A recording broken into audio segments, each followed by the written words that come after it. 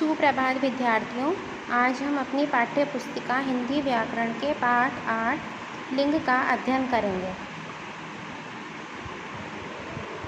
शब्द का वह रूप जो पुरुष जाति और स्त्री जाति का बोध कराए उसे लिंग कहते हैं। जैसे कि हमारे पास ये कुछ उदाहरण हैं।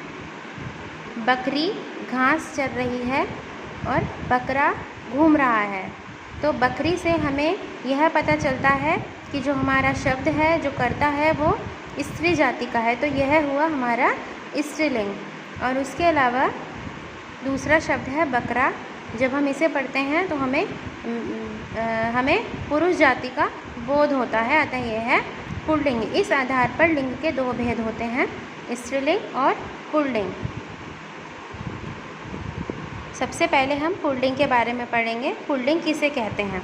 जिन शब्दों से हमें पुरुष जाति का बोध होता है उन्हें पुल्लिंग कहते हैं। जैसे बच्चा फल खा रहा है, ग्वाला दूध दुह रहा है। यहाँ पर दो शब्द हैं, बच्चा और ग्वाला, जिन्हें पढ़कर हमें पुरुष जाति का बोध हो रहा है। अतः ये जो हमारे शब्द हैं ये हैं हमारे पुल्लिंग शब्द। इसके अलावा स्त्रीलिंग शब्द, देखिए जिन शब्दों से हमें स्त्री जाति का बोध होता है वो शब्द हमारे स्त्रीलिंग शब्द कहलाते हैं। जैसे यहाँ पर था बच्चा फल खा रहा है, ये था हमारा पुल्लिंग। बच्चा था यहाँ पर, है ना, तो ये था हमारा पुल्लिंग शब्द।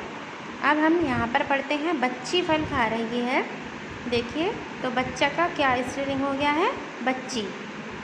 इसके अलावा यहाँ हमारा सेंटेंस है ग्वाला दूध दुह रहा है। यहाँ पर हमें ग्वाला से पुरुष जाति होने का बोध हो रहा है और इसके अपोजिट में ग्वालिन दूध दुह रही है।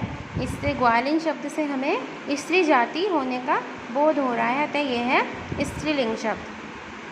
अतः इस आधार पर हमारी पुल्लिंग की डेफिनेशन है, जो हमारी पुल्लिंग की परिभाषा है वो यह है कि जिन शब्दों से पुरुष जाति का बोध होता है उन्हें पुल्लिंग शब्द कहते हैं, और जिन शब्दों से स्त्री जाति का बोध होता है वो स्त्रीलिंग शब्द कहलाते हैं।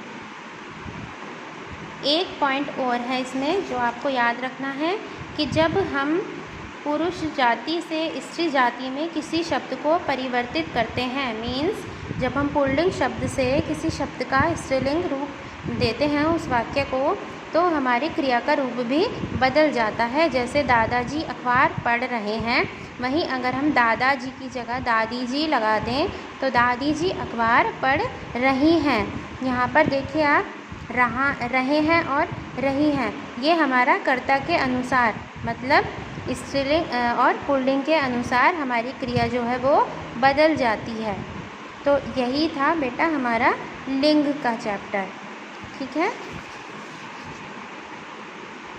Read all the example from your book. This is your example कि हमें स्त्रीलिंग शब्द को पुल्लिंग में कैसे बदलना है। आपको ये ध्यान से पढ़ना है। ओके।